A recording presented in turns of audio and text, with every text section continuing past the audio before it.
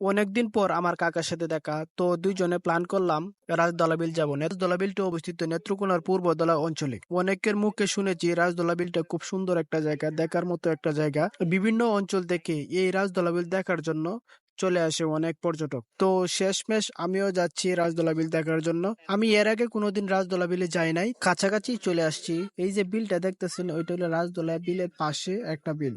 ওই বিলটা খুব সুন্দর, কচুরিপানার ফুলগুলা খুব সুন্দরভাবে ফুটে রয়েছে। সৌন্দর্য উপভোগ করার মতো একটা জায়গা। অনেকক্ষণ অটো দিয়ে জার্নি করার পরে চলে আসলাম পূর্বদলায়। এখান থেকে অটো ধরে যেতে হবে রাজদলা বিলে। অটো দিয়ে নামার পরে চলে আসলাম সরকারি কলেজের সামনে। তো এর ভিতর দিয়ে যেতে হয় রাজদলা বিলে। অবশেষে চলে আসলাম রাজদলা বিলে। এইটাই রাজদলা বিল। আমার ক্যামেরাটা তেমন একটা সুন্দর কোয়ালিটি আসে না, বাস্তবে দেখলে অনেক সুন্দর লাগবে। সুন্দর একটা জায়গা, চাইলে আপনারা সবাই এখান থেকে ঘুরে আসতে পারেন। সুন্দর একটা মনোরম একটা পরিবেশ।